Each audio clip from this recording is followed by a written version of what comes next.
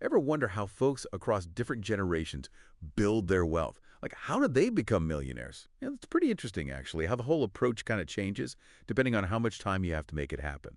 Today, we're going to look at how different age groups, how they can use investing to reach that $1 million mark and maybe learn a thing or two about how compound interest can really help you out, no matter where you are in your financial journey.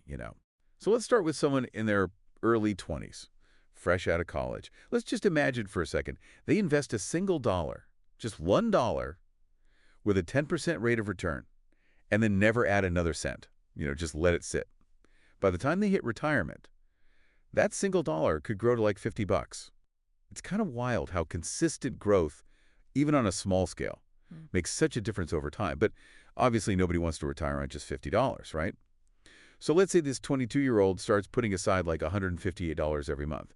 It's not that much. Like, what's that? The cost of a couple streaming subscriptions, so not a huge sacrifice. Over 40 years, they'd have invested roughly $76,000 out of their own pocket. But get this, because of that compounding effect, they could be looking at an extra $925,000 in returns. Now, that's what I call a nice nest egg, right? Okay, but what if you're a little older and you're just starting to think seriously about investing in your 30s? Say you're 32. You want to hit that $1 million goal by 62. You'd have to bump up your monthly contributions to around $442. It's definitely a bigger commitment, for sure, but it's still very doable. I know some of you might be thinking, what if I'm even older and haven't even started investing yet? Maybe you're 42, feeling like you missed the boat. But don't worry, you can absolutely still make it happen. You'd need to contribute around $1,300 each month for the next 20 years. Yeah, I know that might sound like a lot, but think of it this way. You're still gaining almost $683,000 from compound interest. Basically, your money's working for you. That's a pretty sweet deal. Now, this is where things get really interesting. For those starting even later, like, say, at 52, it's not impossible to reach $1 million by 62, but you would need to invest about $4,900 every month.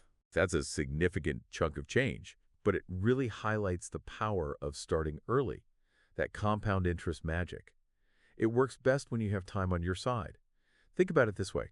If you started at 52, you'd personally put in about $585,000, but that compound growth could add another $415,000, helping you hit your goal.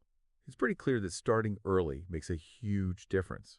When you have time on your side, you can really take advantage of consistent investing and just let compound interest do its thing, just work its magic. But here's the thing.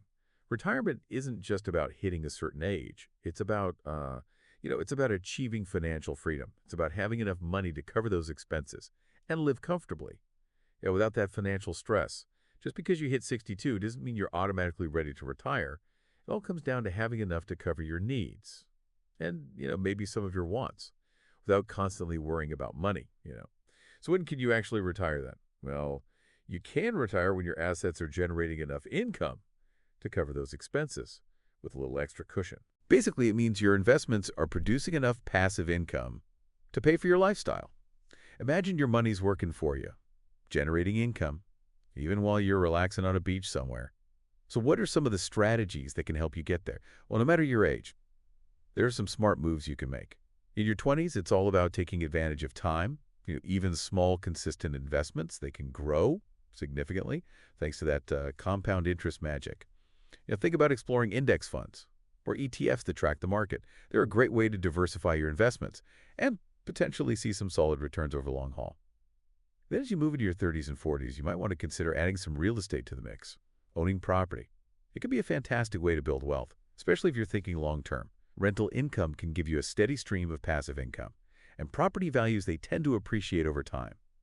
And if you're starting a little later, don't sweat it. There are still options. It might need a bit more in terms of contributions, but it's definitely not impossible.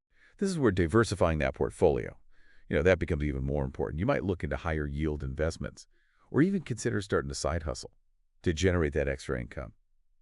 But no matter your age or what investment strategy you choose, remember, financial independence, it isn't about reaching some magic number. It's about hitting that financial target. That lets you live the life you want without constantly stressing about money. So think about it. What would it take for your assets to cover all your current expenses? It's something to consider.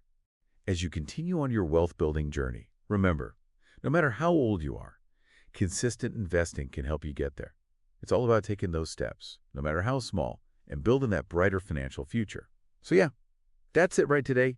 Hope you enjoyed this little chat about how different generations can build wealth. Remember, it's never too early or too late to start investing in your future. Catch you next time.